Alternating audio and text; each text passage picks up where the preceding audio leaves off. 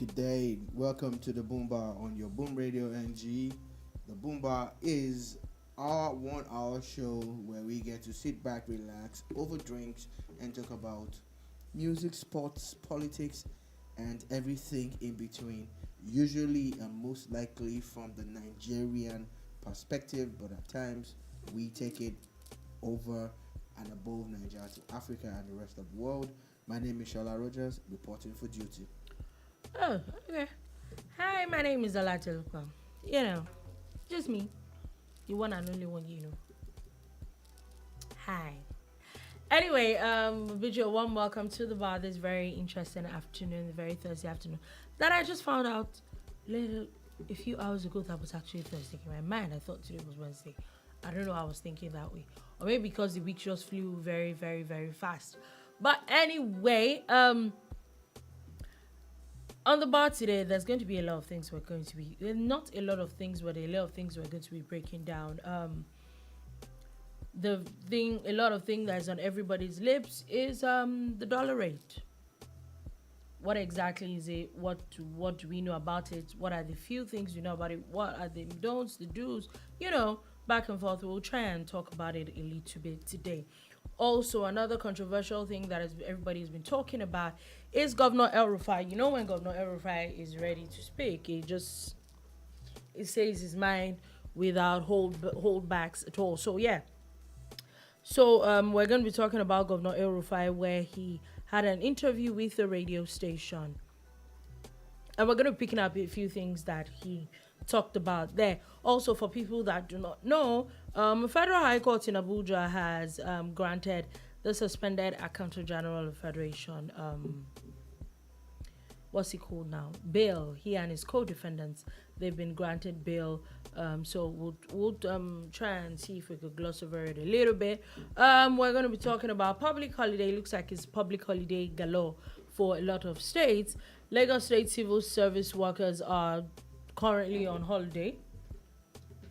If my memory serves me correctly, there are a few other states too. Some people are going on holiday tomorrow. Another one is going to be on holiday, I think on Monday for a different reason entirely. A lot of states are sending pupils home. You're wondering, okay, as students, shouldn't they be home already? Like, it's summer holidays. So anyway, we're going to look through that briefly. The ultimatum that the minority caucus of the Senate had talked about yesterday, there's some update on it. The House of Reps has something on it. The minority caucus of the House of Representatives has something to say about that. Also, the presidency has replied on that matter as well. So yes, those are things that we're going to be talking about. Also, digressing a bit to a bit of entertainment. A few weeks ago, we had said that Idris Abdul Karim had come out that he had kidney failure and that he was supposed to undergo surgery. As reports have shown, I think he's undergoing surgery today. As many Nigerians have donated some few pounds to his cause. They donated to his GoFundMe account, and I think that you cannot take away from Nigerians. They're very, very giving. They're very giving set of people. So yes, of course, you also know that it might just not only be Nigerians, but it is what it is. We're definitely going to be talking about that and a few other things as it pops up from time to time. So let's go. All right. Okay. So, where do you want to start from? I think we should start from the issue of the dollar-naira rate. What exactly is happening? Why are we having what we're having?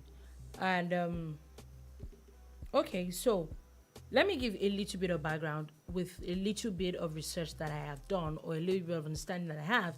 If I'm not right, please correct me. So, number one, as of today, which I had checked, the official rate from the naira to the dollar is 415 naira 46 kobo to $1. Do I think it's ridiculous? Yeah, I think it's ridiculous. But anyway, but the one that has been making everybody go on a frenzy since yesterday is the one that the black market rate that as of today is about 710 naira. And why is there noise about it? Personally, like I said, I don't know why a lot of people are having a frenzy over it. Why do I say so? Please correct me if I'm wrong. If I want to travel or I have a business to run and I go to the bank, I'm going to buy dollar at the rate of 415 naira. Yes or no? That's the official rate in the banks. If I want to buy something from, let's say, take for example, Amazon or maybe AliExpress or, all these online platforms that we buy things from, or you want to renew your subscriptions and all those things, they're going to charge me this official dollar rate. Yeah? Yeah. So I'm trying to put out the basic things that affect everybody that we use, would say that we use the dollar for. Now, if I have dollar, if I want to sell my dollar, a lot of us don't go to the banks. We go to this black market so that, of course, we will get at the rate of 700 naira, 705, 710 naira, which, of course, if we calculate it, is a lot of money. It's almost 300 naira difference. But, so, why do we have a headache with the fact that I don't understand. Why do a lot of people have a headache with it? If some people will come to tell me that a lot of banks don't have it and they're asking me to go to, number one, that's a criminal offense. If they're asking me to go to the black market, that's a criminal offense on the side of the, so okay, there are not enough dollars in circulation, so you have to go to, because you have to buy at such high rates. I do not totally agree, but it's understandable. But you see a lot of hue and cry with people that have nothing to do with dollar. And the honest truth is that the fuel that I bought or I buy has nothing to do with dollar rate. The meat I'm buying has absolutely nothing to do with the dollar rate. The rice I'm buying has nothing to do with dollar rate, especially when I'm supposed to buy Nigerian made rice, yeah? So, I'm just saying from my own perspective, between yesterday and today, that the dollar has been 710 naira. Whatever the dollar rate is, whether it's 415 or it's 710, it has not affected or changed anything about the amount of money or the value of the money that I have. So that's the part I don't get. Is it really about the dollar rate, or we're really just looking for something to just talk about?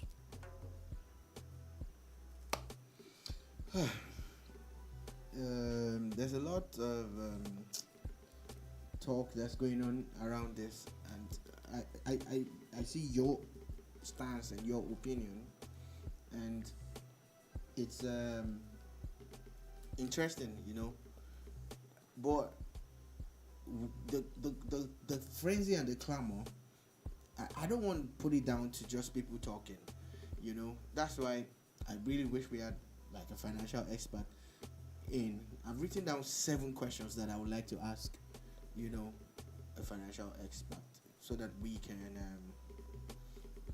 at least get it from that angle or different angles. I know that people at times are going to bring in their own interpretation into these things, and at times it's just okay, at times it's agenda. What I really don't understand, and why I am worried, and I want to ask a stupid question: why is the dollar the main currency in Nigeria and not the naira? I'm lost. I'm lost. I don't understand too. Am I spending dollar when I go to buy stuff? I am honestly not trying to support or say. I'm just really asking a very honest question here.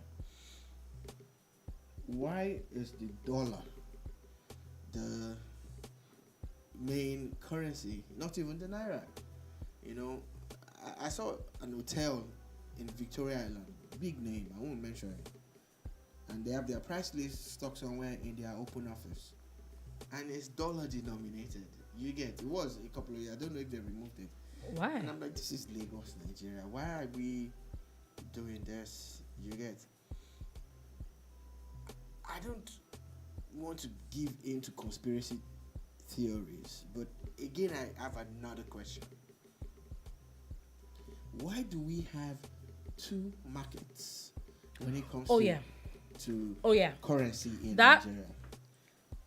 I did a Google search and it says, I was searching for, why is there a black market for dollars in Nigeria? Mm-hmm. And there's a website that is called www.njps.com.ng. They're talking about dollar to naira black market rates, and they said so many Nigerians prefer to exchange foreign currencies, especially the US dollars, to naira using the black market because the exchange rate is very high compared to what the bank offers.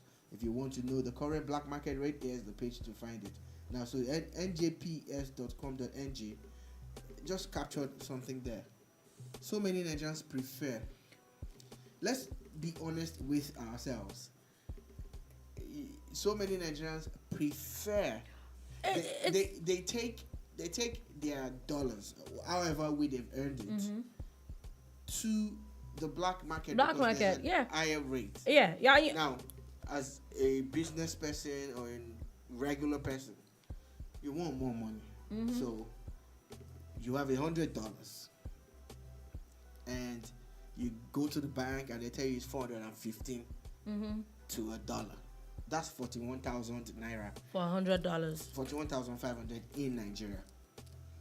Then you go across the road to the black market, which is in open site. This black market is not hidden; it's mm-hmm. on the road, and some of them, 71.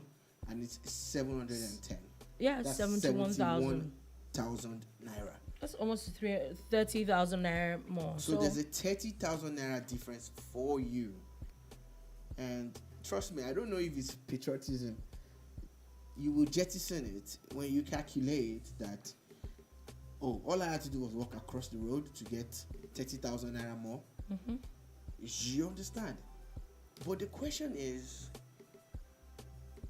if you've been, maybe I think I've traveled a bit, but maybe I've not traveled enough.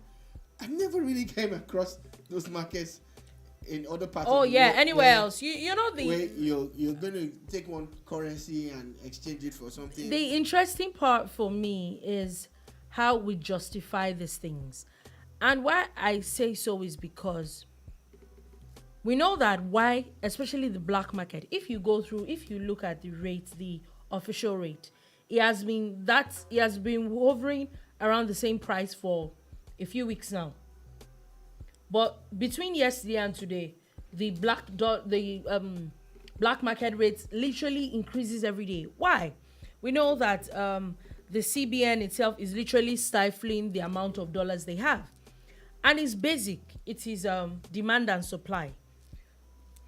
The more people go to this black market to want to buy stuff, and the little that is there, the price would increase. It is basic. It is basic economics, basic demand and supply. So now, like I was saying, and I'm glad you brought in your perspective to it, demand and supply. Still, in my layman's search, I'm not a financial expert, but now everything is at a crescendo. It's all around. You cannot go anywhere without saying everybody talk about the dollar rate.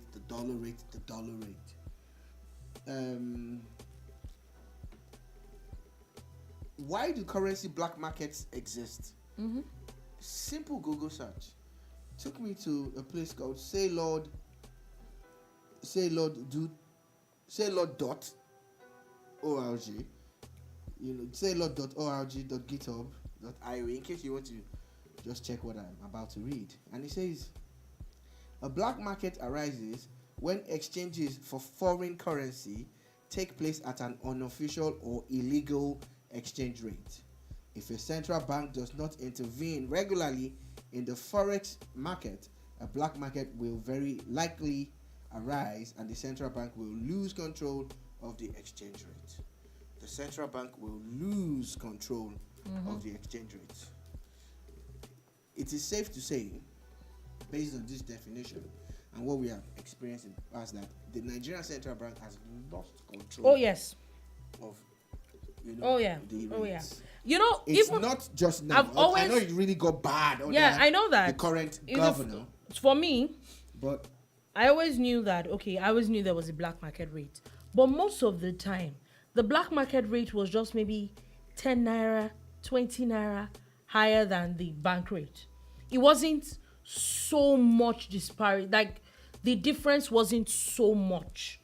And the past few years, it has just gone bonkers. okay, so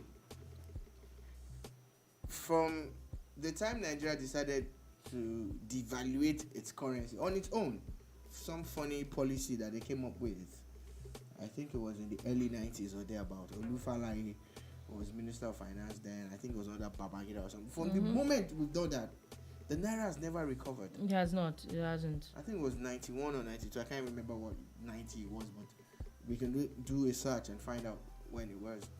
We started this thing, and out of the blue emerged a black market. A black market that is not hidden. Most black markets you go to in the dark. That's why it's called black market. You go to it away from the prying eyes.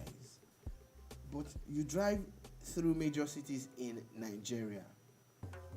You in Lagos, in Ibadan. It's not more black. It's very white. In Abuja and other places, even some of the eyebrow hotels in Victoria Island and Ikoyi, they have places where you can buy artworks and forex. So it's not a black market, it's a thriving industry, and sadly it determines everything that we do. It's difficult for anybody to want to do business now and calculate with the bank rate. Even if at the long run you're going to get more, you still use the black market rate as a standard, as a parameter, as a yardstick. The sad part. Yeah, sorry.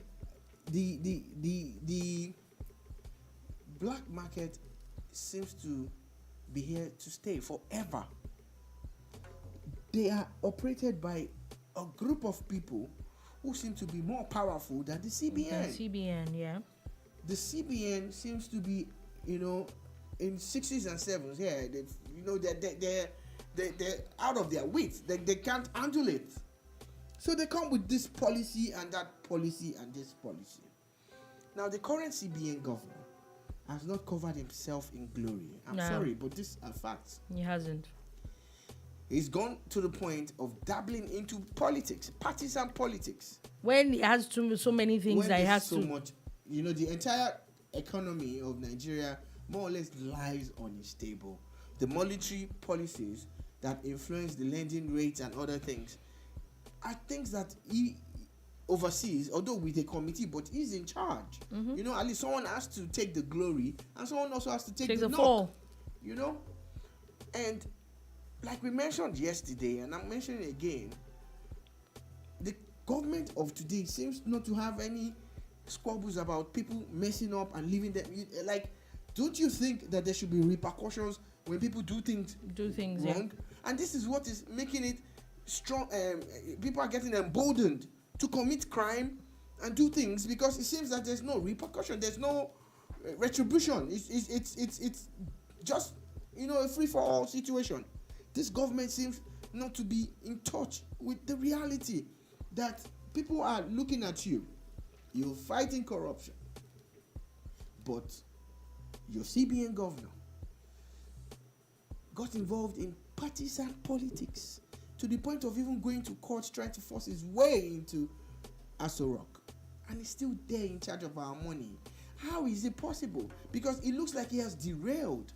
Same person, around this time last year, said that it was just one website. A website that people went to for information. Just went for information. Aboki FX. Yeah. You, Mr. Emefiele, said it was that website that was the problem. Okay. If that website is the problem, why are we where we are now? Why did it get worse? I agree with you. Go and check how much Forex was this time last year, and check how much Forex is more or less doubled. You know, why are we playing around with people's lives? Now, one of the things that we must be factual about, and I haven't experienced it because maybe I've not had the need to travel in recent times, but I've been checking people's tweets and posts, and there's someone on Twitter, I wish I'd saved this tweet, who said he's got the approval to buy Forex at the bank rate. He's supposed to be going to school abroad, but guess what? The dollar is not available. He said the bank has been telling him that for over a week. And now it's almost time for him to travel. So someone like that, at the end of the day, regardless of the approval he has gotten to buy Forex, it would have to go to which. It would go to the. That's what I wanted to try to say, that I think that our system, us as a people, are making things worse. Two things, like what you said.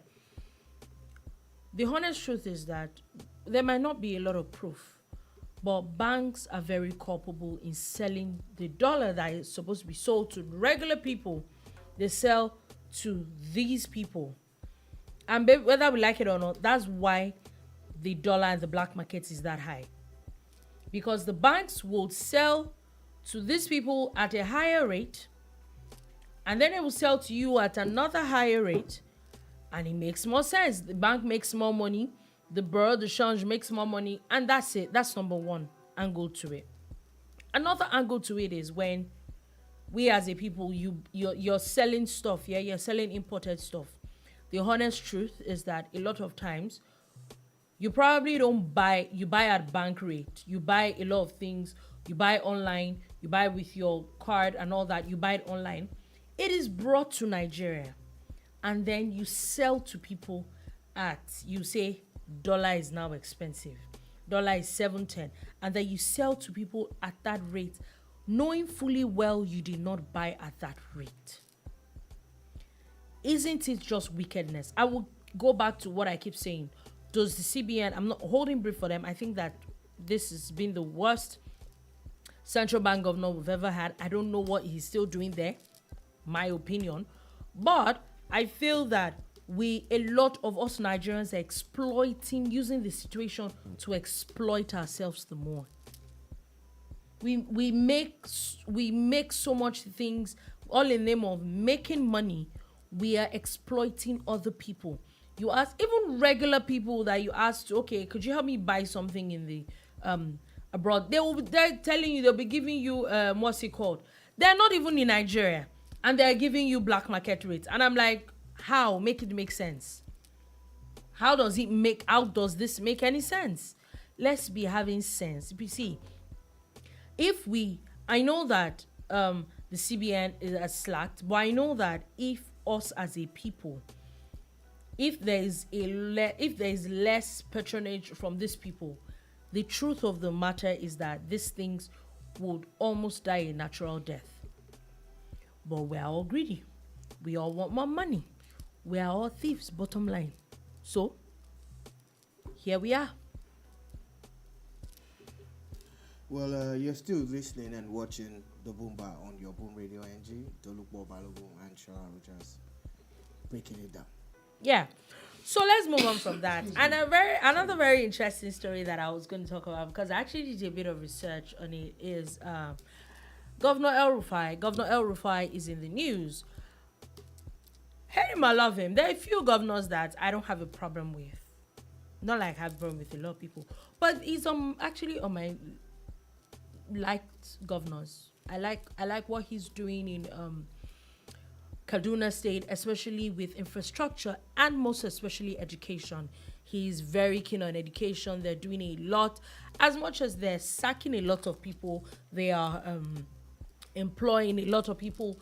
not just employing people, they're putting proper standards in place. Yeah, so yeah, Governor elrufai, to me, is one of the best governors that is doing a lot for education, and we know education is one of our major issues in Nigeria. And talking about education, he had an interview with a radio station, I think was yesterday, where he talked about a few things, and he made a statement where he's making a lot of people talk and probably shed a lot of light on a lot of things that, would I say, we've all been sleeping on. And I was talking about ASUU. For people that do not know, that's the Academic Association of Academic Staff Union of Universities. Yeah, that's ASUU. And we know they've been on strike since, I think, February 14th or something. So he's talking about how his second spree, which nobody's above it in Kaduna State, looks like is shifting all the way to Tertiary University, the Kaduna State University, where he's talking about how ASUU has a problem with the federal government, and meaning that basically it's federal government universities that have a problem with the federal government. They are the ones that pay their salaries and do all that and do all that. He's talking about how state universities are paid, salaries and entitlements and all that are paid by the state, of course, state university, yeah? And last he checked, they didn't have a problem with ASUU in Kaduna State. Why are they on strike? And he went further to say that if they do not get back to work as soon as possible, he would have no choice but to sack them. Sorry, excuse me. Seems to be coming down with a cough or something. Please forgive me. I've held this same opinion forever, for months now. And in case you're not Nigerian, we're talking about the crisis in Nigeria's university system. There is a group of lecturers or teachers in university, you call them professors in your side of the world at times, who are on strike, which means that school has been suspended in most schools in Nigeria for about 6 months now. Mm-hmm. And they are agitating for several things. The Nigerian educational system needs to be understood. It's very unique. Education is heavily subsidized in Nigeria to the point where if you go to a government-owned school, state schools recently started hiking their fees, but way back when, state or federal, it was very, very affordable. Like, it was next to nothing. Federal universities are still next to nothing. And everything was next to nothing.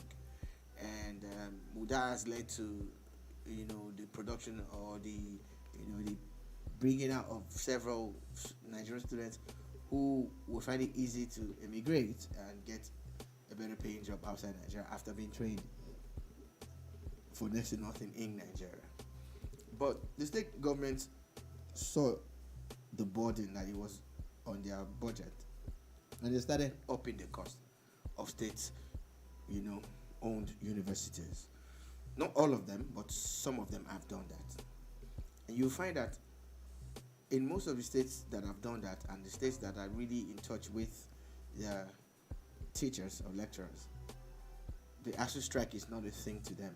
Mm-hmm. Now, most of the members of the Association of Lecturers have decided to go on a solidarity strike with their federal colleagues. What that means is that they get paid, they get paid for doing nothing, while the federal colleagues are fighting the federal government. Now, the policies of the federal government might not trickle down to the state. Might not, it won't. It might not. It might and it might not. But they don't care. They are in solidarity. Now, whatever it is that ASUU is fighting for, the students are at the receiving end. I will not absolve the government of not being on top of their game. I think they've handled this very poorly. But I think the lecturers too are also very wicked. I think the government is wicked. I think the lecturers are wicked. And the students are the ones that are suffering this. The students are left, it's the the proverbial case or the typical or classic case of when two elephants fight.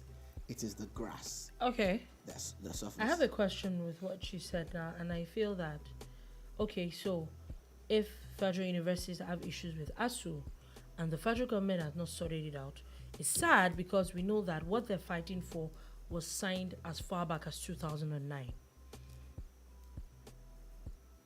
That is another issue, yeah? Why I said that, I'm sure, is because it's federal universities and federal university lecturers that have issues. The federal government does not pay state universities. They don't give them nothing. So why in the world, if that is the height of wickedness, that's why I said federal government and the federal universities are on one side. But why in the world are state universities, if it's not that you just want holidays? Why are you, what kind of solidarity is that? There are thousands of, see, if we count the amount, I will check, but I'm not even sure that there are up to 20 federal universities in Nigeria. Yeah? Let's even say there is one in each state. That's 36. In some states, there are up to 2-3 state universities. There's some federal universities, keep in mind, that do not join this ASUU strike. There are a few of them. So what exactly is the grouse of the state ASUU? And I think that even Governor elrufai, for the fact that it took him this long for him to talk about it, because why am I paying you if you're not at work? Let's look at it. Okay, why is it that private universities don't go on strike? Don't they have ASUU in those places? Or even if they do, you have an employer. Your employer is paying you and then you don't go to work. You can't do it for 1 week. You will be chased. You would be sent home. So what sense does it make? You don't have a grouse. You don't have in fact, you don't have any connection with the federal government. You don't have a problem with your state government. So why are we having a conversation about it at all? Well, that is what needs to change. Again, we need to look closely at the educational system in Nigeria. We are at a point where we need to restructure a lot of things. Mm-hmm. Subsidies might have to go, even in education, for the educational system to sustain itself. Because as soon as you're done with ASUU, because ASUU will always come, cap in hand or cup in hand, asking for this or that. They're always asking for something. And they tell you it's a lot of things, but if you go and take a cursory look it's at those demands, you'll be, clear about where our problem lies. But that's not the focus today. Now, as soon as they're done with ASUU, there's going to be, I predict it, the other units in the university or tertiary education system will come up with their own strikes. Yeah. The non-academic staff union is they're waiting in the wings. You cannot speak to Sanutu is on strike. The senior staff association, they are there. Then the same polytechnic colleges version of ASUU is waiting. But if we structure the educational system in a way where it can sustain itself, then it will not be on government every time to negotiate or give them money, because the system will generate the funds. Several schools have shown us that it's possible. The University of Lagos, University of Ibadan, and a couple of other schools have shown that if you give them the right backup and set them on the right footing, they don't really need subventions from federal government anymore. Yes, they can get some support in the area of infrastructural development from time to time, maybe grants and stuff, but you don't have to be the ones funding this all the time. We need to speak the truth to ourselves. ASUU strikes are like a normal thing, and it's supposed to be an irregular thing. When you're down tools, it's because you're protesting something. So why are we protesting every year? Some governments, although government is a continuum, I've made agreements with ASUU. Why did you agree when you knew you were Well, not you going knew to you couldn't honor afford it? it. You're not going to honor your agreement, you know. So Buhari's government, Obasanjo's government, all of them, they have failed us in the area of education, especially tertiary education, because they have failed to look at the real issues and solve those problems. Again, another problem on the part of lecturers, and I had a discussion with a top lecturer last month, and he was really angry that I felt the way I felt, and I said, okay, what about the case of lecturers who are holding down more than one job? What about the case of ghost workers and everything? So the payment platform, the IPPIS, which the government is using for all the other parts of its workforce, is something that the lecturers are adverse to.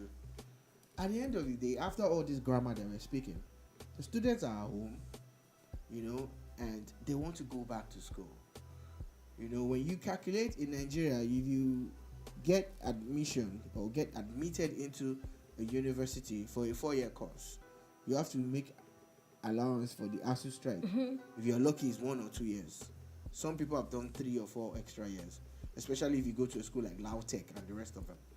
You get that. Also have internal issues too. But at the end of the day, the serious thing to do is to restructure education.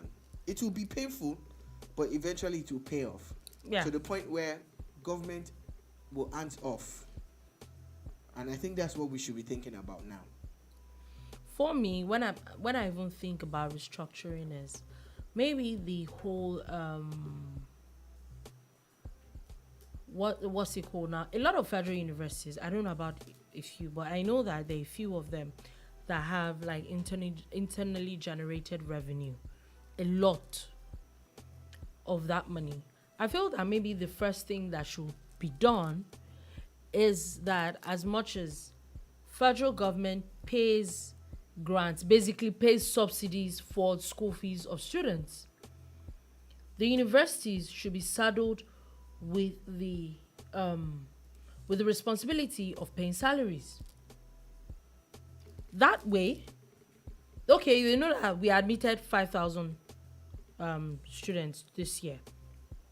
The subsidy we're paying for this year is 23 billion naira. Pay that 23 billion naira and hands off it. How they pay their staff, how they run the university, shouldn't be the business of the federal government again.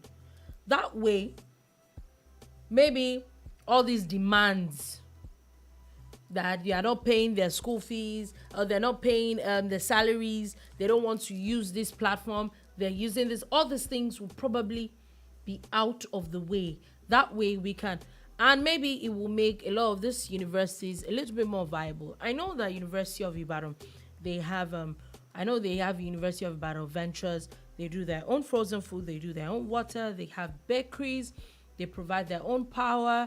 There's a lot of things that this universities do internally. Where is all that money going to? That's the issue I have, that as much as, yes, the federal government is dragging this thing, because also when you look at it, the federal government can also come and tell you that we're not the ones, it was not this administration that gave you, this is the demands that we can agree to.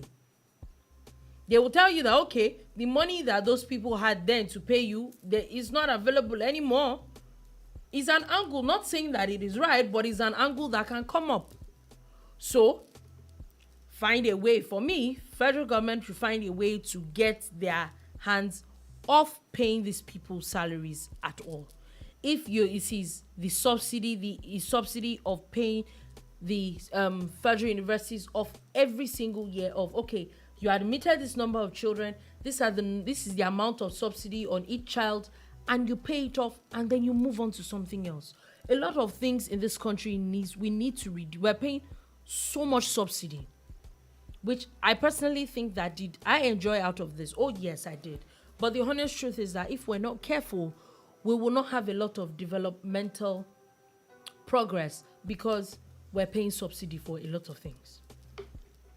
But at the end of the day, after all said and done, it's all about solutions. and we cannot reiterate it enough that it is time to restructure virtually every part of the country, Yeah. starting with the educational subsector, where we know that the incidence of lecturers going on strike has become like night and day.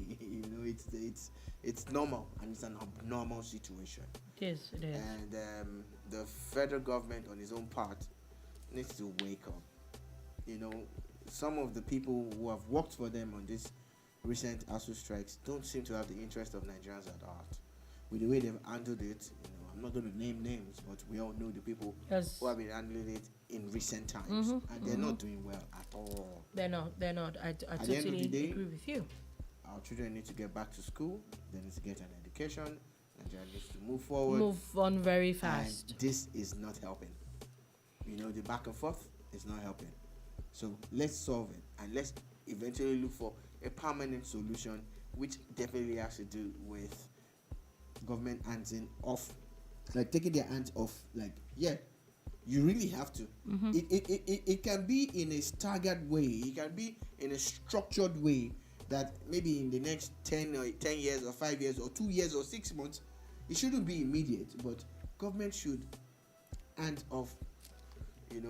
Tertiary institutions, hands off completely. I agree. You can endow seats, you can give grants, or create your own technical schools that are solely about talent. Where you can get people who are extremely intelligent to build things and get paid for it and all of that, and get proper training. But it's time government really hands off. Hands off, yeah. Especially the federal government. Okay. So moving off that, and moving on to something that looks like the presidency has something to say. We know that yesterday the Senate had come out to talk about how they were giving the president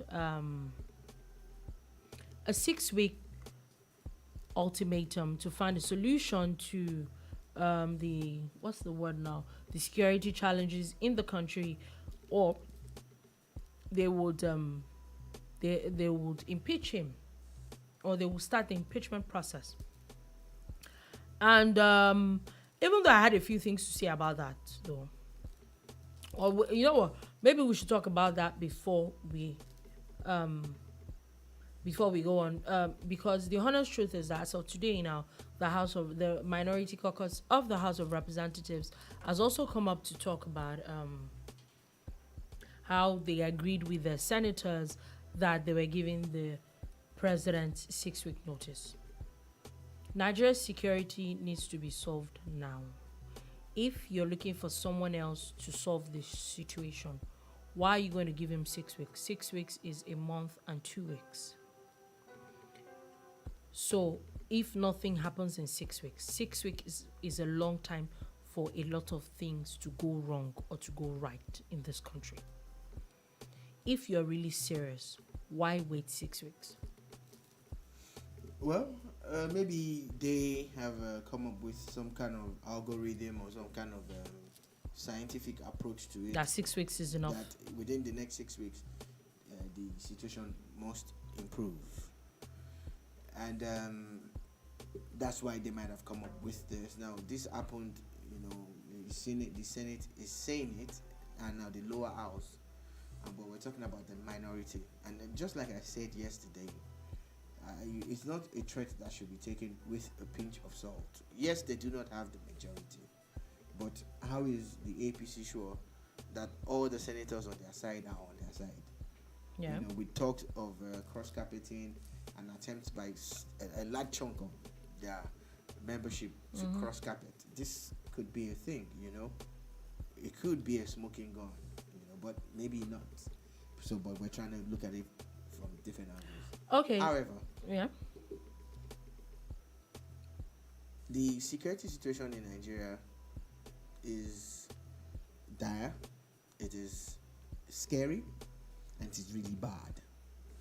And just like the dollar rate and the security issue, I think this government set itself up. When they politicized security, a few years ago when they were in the opposition. They politicized the dollar rate. It has now become a parameter and a yardstick to measure if a government should continue or not. I try to do a lot of research and reading about security issues, and I find that excuse me, living in this part of the world, especially in Nigeria, the northwest, the western part of Africa, the central part of Africa, and the horn of Africa, there's serious international security issues that has trickled down to Nigeria. Yeah. But you see, how many people are you going to keep telling that your security issues are induced from the outside? Okay, so what you're saying is that, I'm just using this as an example. I want to get what you're saying. Like, okay, you have a whole house, and let's say you have a cockroach infestation. So fixing the problem in one room is not going to help the problem. Is that what you're saying? It's not. It's not. There's a popular presidential candidate that every time they ask him about security, or he talks about security, he links it to the economy, and I laugh. If you're serious about solving Nigeria's security problems, it has nothing to do with the economy. First of all, understand the nature of our security woes, the issues that we have. It has nothing to do with the economy. If our economy is thriving, you see, the average Nigerian is cool. But you see, the bulk of the issues we're facing are security issues that are induced and empowered and sponsored by non-Nigerians. You might not want to believe me, but just do your own research and try to find out why the same problem that is in Nigeria is in like 6 or 7 other African countries. So are we going to say that this government is responsible for the problem in those countries? No. Are we going to say that those governments are responsible for the problem in this? No. Some powerful people created this problem for Africa. What they were trying to achieve, I don't know. But right now, Africa is going through the throes of this, madness, because some people who meant well for Africa were removed from government, and chaos and violence was sponsored to the point where we have anarchy. Now, we all feel the pinch, security-wise, especially with reports. Again, you don't know if these reports are true or not. Oh, there talks of, there's going to be attacks in Lagos and other parts of Nigeria. We've been hearing that for many years. It doesn't mean it won't happen, or it hasn't happened, or it has not been prevented. But understand that who are the people who benefit from this situation? Who are the people who will benefit when you start to spread panic, and disinformation? When we politicize security. Now, sadly again, this government did it, and they got to power. So if the opposition is doing it to them, I'm sorry, it's all politics. It's the same thing at but the end of the day. for them, the opposition and the previous government that was removed, we should have drawn a line when it comes to security, to say when it comes to security, we're not going to allow foreigners or criminals come between us and cause these problems, because our problems are multiple. Yeah, they're deep. Not all the security problems in Nigeria are induced or caused by foreigners. We all have our own homegrown criminals too. We've always had them. Oh yeah. We have people who feel, look, a popular Nigerian singer died last year. His Instagram page was hacked, and they were using it to try to solicit for funds. The guy had not even been buried. You don't understand. Oh my God. A few days after his burial, you just still continue trying to. That's how terrible people are when it comes to trying to make money. Look at the people who are peddling drugs and selling them to kids. You understand? You see things that even guns, Nigerians that and in other countries you can imagine. You see the things that happen in Dubai, things that So again, we come to a point right now, as we speak. The president of the U.S. Is speaking on a bill to fight inflation. Inflation. Someone sent pictures of some serious flooding in some parts of the UK yesterday, and posted it. Oh yeah, on social I was reading it that I think they were talking about, I think they were putting it out that the sea level, the rate at which the sea level is rising in the UK is at a very dangerous level. Let us understand that we're not isolated from global issues. It's a global village. Yeah. Inflation is a global problem. Insecurity is a global problem. The rising cost of course, inflation, I've already talked about that, is a problem. But a government that is serious, that knows what it's doing, will plan, and create a buffer and save for the rainy day so that your citizens do not feel bad. Nigeria is the richest country in the world. I say it every time, people think I'm crazy, but go and check. Gold in commercial quantities in the same country that has crude oil, that has bauxite and other, very, very, very, very, very expensive and commercially viable materials. Then not to talk of the human resource that we have. But we have been mismanaged for over 60 years. Not all the governments have been bad, but not all of them have been 100 or even 60. So, yes, I know that Buhari has done this. Yeah, I know. Yado has done that. I know. Goodluck has done that. I know. Obasanjo, I get. They've done some good things, right? But have they done enough? But we need like a round. We need an holistic approach to this thing. You need a government that's going to think way ahead and say, we know that there will be inflation in 6 or 7 years' time. Let us plan for the rainy day. Let us create barns and save food. Let us, have this buffer. Let us not sell all our crude. Let us divest. Let us invest in renewable energy and clean energy. Let us empower people and employ more people to train more people to create wealth. You need to create wealth. Nigeria's biggest problem is that we import everything. Oh yeah. Every single thing that we have. We send our children to school abroad. We go for medical treatment abroad. All of this is capital flight. Because people have to send monies from a weakened naira to a strengthened dollar and euro and pounds. Again, and I don't know how we came back to this currency thing, but I think it's just all over us.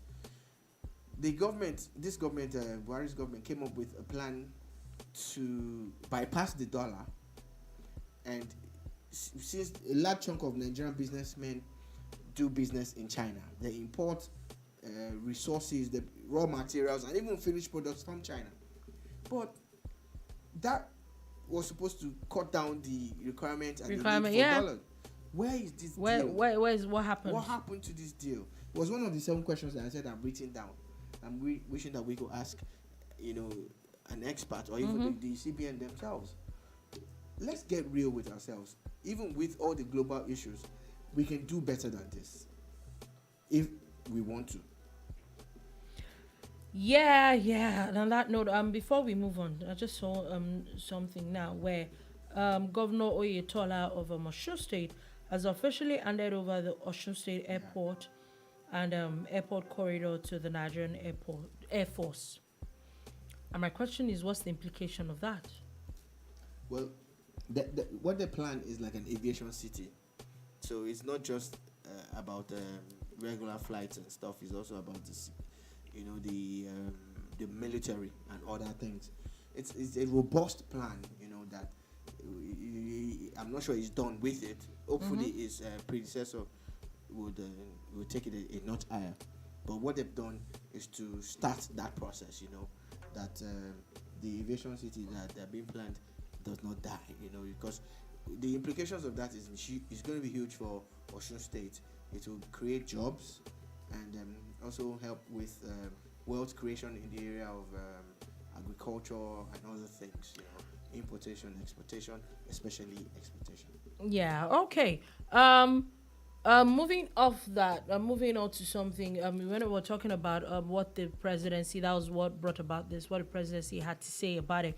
Garba Shehu, who is spokesperson to the president, As said, according to him in his tweet, said, determined to be in the headlines, PDP senators are divided and confused. The performative and babyish antics of those senators staging a walkout, notwithstanding Senate President Ahmed Lawan's refusal on Wednesday to entertain their ridiculous motion to impeach our president, was quite appropriate and correct. Well, he's a party member. He has to speak for his party and speak on behalf of his principal, the president. I know that if you go down memory lane, this is not the first impeachment threat for Buhari himself or any Nigerian president since. I think it's a thing, actually. I remember that Obasanjo also faced something similar. Yar'Adua did. All of these things are on record. Goodluck Jonathan was threatened with impeachment too and all of that. So maybe it's in continuation of that. At times, maybe it's a kick in the behind to say, look, we're not playing around with you. The people are not happy and we want you to do something fast. I know that the president had a meeting with the Security Council. Yeah, we've not heard. It's the third one this month. It's yes. one of those months where they're really busy having all these meetings and stuff. But, you know, Nigeria has invested heavily in military hardware.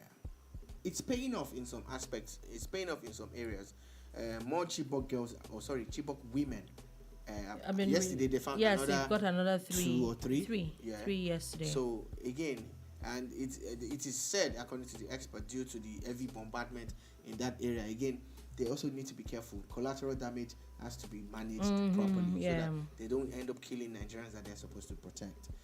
But in investing in hardware, we need to step up our investment in the area of information gathering. I sing this like a song. We talk about it regularly because it is with the proper information that we can fight this security scourge well.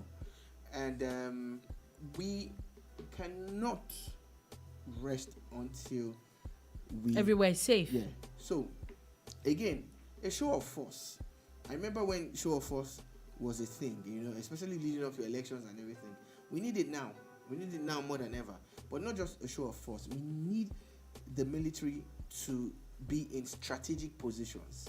Now, not the guys who are going to be collecting bribes from road users, but the guys who are actually there to prevent any occurrence of or any breakdown of law and order. The rapid response system is a system that has been tried and tested, and it works. Instead of putting all the soldiers and the police and all the military people in the barracks, you need to put them in outposts as we speak now. We've invested in APCs, that's the armored personnel carrier, not the party. APCs, armored personnel carrier.